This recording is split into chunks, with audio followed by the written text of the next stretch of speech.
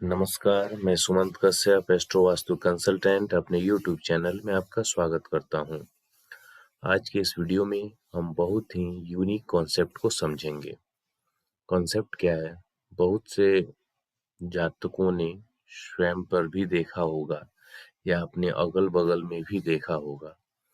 बहुत सी ऐसी महिलाएं होती हैं जो अपने पूरे परिवार पर एक तरह से कंट्रोल रखती हैं। कंट्रोल का मतलब है वो जैसा बोलती हैं वैसे ही उनके पति, उनके बेटे, उनके बेटी करते हैं।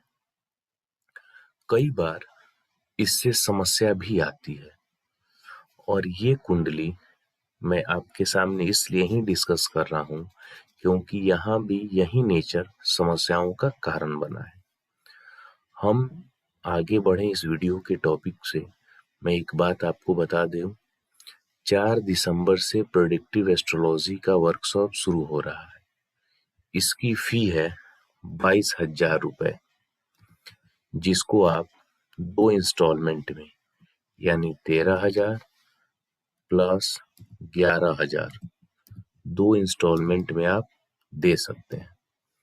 कोर्स 4 से 5 महीने चलेगा। अल्टरनेट डे पे क्लासेस होती है। एक क्लास का ड्यूरेशन लगभग 1.5 घंटे का होता है। कोर्स खत्म होने के बाद 4 महीने का प्रैक्टिस सपोर्ट है। सबसे बड़ी बात, ये कोर्स आपको क्यों करना चाहिए और मुझसे क्यों करना चाहिए।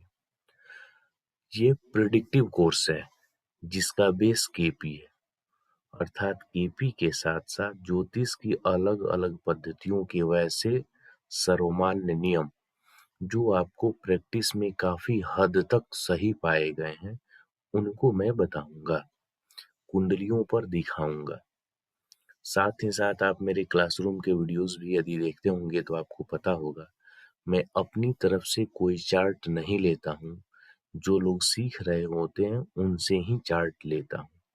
इससे प्रैक्टिकली आपका समझना भी आसान होता है और मेरा समझाना भी। दूसरी बात, 14 दिसंबर के बाद से इस कोर्स की फी हो जाएगी 31,000 रुपीज। अब आप समझेंगे कि कोर्स तो 4 दिसंबर से शुरू हो रहा है, तो 14 दिसंबर तक क्यों? बहुत से लोगों का ऐसा मैसेज आया, वो किसी कारणवश 4 दिसंबर से शुरू होने वाले कोर्स को ज्वाइन नहीं कर सकते हैं, क्योंकि बहुत सी जगह शादियां वगैरह सब है, लॉकडाउन के कारण डेट आगे बढ़ा हुआ है। तो जो लोग किसी कारणवश 4 दिसंबर वाला वर्कशॉप ज्वाइन नहीं कर सकते हैं और वह इस पुराने रेट यानी 22,000 में करना चाहते हैं, तो उनको 13,000 रुपए का फर्स्ट इंस्टॉलमेंट पे करके इनरोलमेंट कर लेना होगा और बाद में यानी अगले साल जनवरी में 4 जनवरी से एक वर्कशॉप स्टार्ट होगा, या ऐसा भी संभव है कि 22 दिसंबर से, तो उसमें आपको सम्मिलित किया जाएगा और आपकी फी 22,000 रुपए ही रहेगी। या ऐसे भी संभव है कि 4 दिसंबर से जो वर्कशॉप शुरू हुआ रहेगा उसके संबंधित वीडियो आपको प्रोवाइड किए जाएंगे और उससे संबंधित समस्या आपको होने पर स्पेशल क्लास आपको दिया जाएगा कोर्स पूरा करने के लिए, यानी पूरी तरह से आप सेटिस्फाई होंगे। 14 दिसंबर के बाद इनरोलमेंट करने पे फी 31,000 हो जाएगी, जिसे आपको 22,000 प्लस 13,000 के इंस्टॉलमेंट 2 इंस्टॉलमेंट में देना होगा। साथ ही एडवांस एस्ट्रो वास्तु कोर्स 14 दिसंबर तक आप करना चाहते हैं तो फी रहेगा 31,000। उसके बाद करेंगे तो फी हो जाएगा 40,000, 40,000 रुपए। Advance astro vastu course 1-to-1 होता है, जूम एप्स पे होता है। रिकॉर्डिंग आपको नहीं मिलेगी, लेकिन कोर्स खत्म होने के बाद 2 महीने तक आप जिस भी कॉन्सेप्ट को दोबारा पढ़ना चाहते हैं आप पढ़ सकते हैं, कोई समस्या नहीं है। जैसे आपका कोर्स 1 महीने चला एडवांस एस्ट्रो वास्तु का, उसके बाद आपको लगता है कि यह कॉन्सेप्ट मेरा क्लियर नहीं है, तो आप उसके लिए दोबारा क्लास उस कॉन्सेप्ट के लिए बिना पैसे का 1 to 1 कर सकते हैं। लिंक देना मैंने इसलिए बंद कर दिया है कि बहुत से लोग लिंक स्वयं के लिए मैं उनको देता था, लेकिन वह अलग-अलग लोगों को प्रोवाइड करते थे, जो कि एक प्रकार से चीटिंग है। इसलिए क्लियरली लिंक अब बंद रहेगा एडवांस एस्ट्रो वास्तु, देवता एस्ट्रो वास्तु कोर्स के लिए, लेकिन प्रेडिक्टिव एस्ट्रोलॉजी के लिए मिलेगा। लेकिन वैसे लोग जो सीखना चाहते हैं उनको समस्या ना हो, इसलिए मैंने 2 महीने का एक्स्ट्रा टाइमिंग दिया हुआ है। चलिए वापस अपने कोर्स पे आते हैं। ये चंद्र और सूर्य इनकी कुंडली में चौथे भाव में है। और जो हमारा क्वेश्चन था कि मैंने इस चार्ट को क्यों लिया, कहीं ना कहीं नेचर प्रॉब्लम का कारण बना है। ये महिला है, 1 अप्रैल 1984 का इनका जन्म है। इनके मैरिड लाइफ में समस्याएं आ रही हैं। समस्याओं का रीजन क्या है? समस्याओं के रीजन और भी आपको मिलेंगे, लेकिन यहाँ जब आप समझेंगे तो एक बहुत ही यूनिक कॉन्सेप्ट आपको समझ में आएगा और बिना इसकी रेमेडी के आपको ऑथेंटिक रिजल्ट नहीं मिल पाएगा। कुछ समय के लिए आप राशियों को भूल जाइए। आप ये समझिए कि कुंडली में कोई राशि नहीं है। तो ये सभी भाव बचे, ये फर्स्ट हाउस, इसके बाद सेकंड, फिर थर्ड और ये फोर्थ हाउस जहाँ सूर्य और चंद्र मौजूद है। चौथा घर चंद्र का होता है और चंद्र यहाँ काफी पावरफुल हो जाता है। तो चंद्र अपने घर में बैठा है और सूर्य अपने घर में नहीं, यानी चंद्र के घर में आ गया। तो ऐसी स्थिति में चंद्र के द्वारा ही ये गाइड किए जाएंगे। अब चंद्र के द्वारा गाइड होने का मतलब क्या है? इस कुंडली में चूंकि ये जातिका है, तो चंद्र इनके माता, सूर्य इनके पिता। किसी के लिए भी चंद्र माता का कारक और सूर्य पिता का कारक, अर्थात जातिका के पिताजी इनके माताजी के कहे निर्देशों का पालन करते हैं।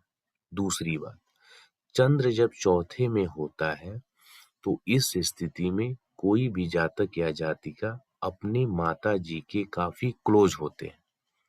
एक प्रकार से ऐसा कहें कि बहुत बार जातक या जातिका अपने माताजी के कहे शब्दों का हूबहू अक्षरशः पालन करते हैं, जो कि ये जातिका भी करती है और यही इनके समस्या का कारण बना है। अब आप कहेंगे ऐसा क्यों?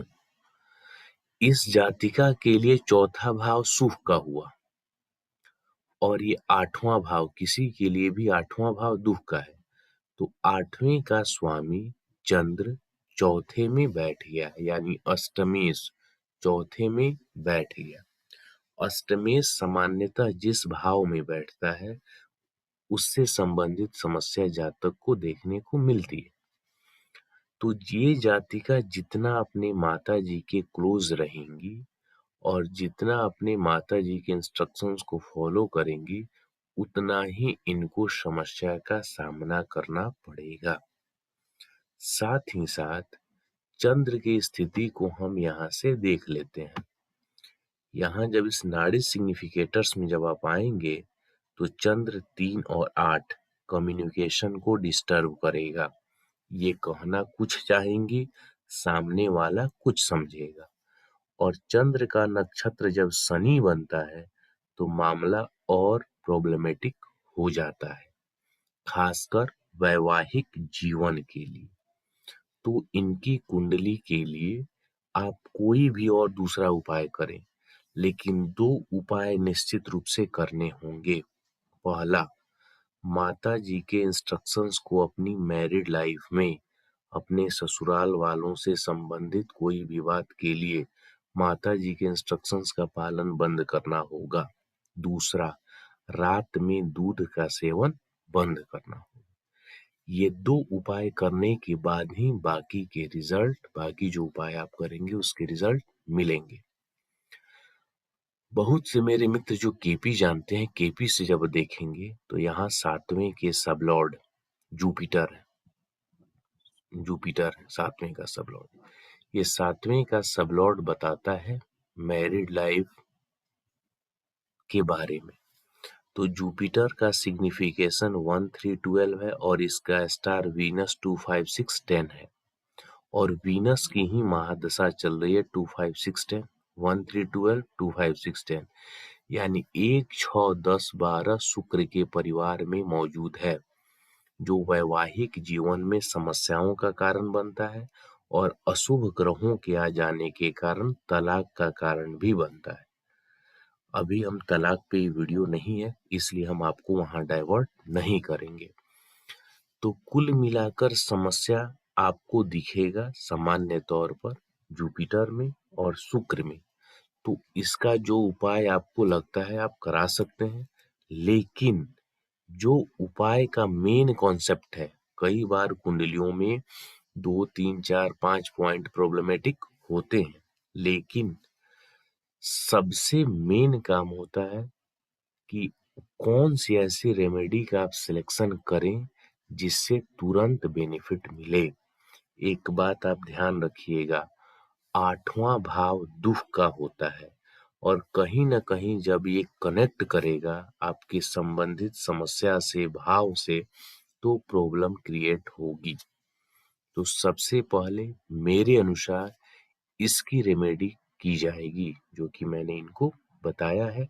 उसके बाद हम अगले स्टेप पे जाएंगे। उम्मीद है आपको समझ में आया होगा। आप कुंडली विश्लेषण के लिए या मेरे द्वारा चलाए जाने वाले कोर्सेज के लिए वर्कशॉप ज्वाइन करने के लिए मुझसे कांटेक्ट कर सकते हैं। मेरा व्हाट्सएप नंबर है 99 5 x 5 792। बने रहिए, मिलते हैं कुछ और वीडियोस के साथ।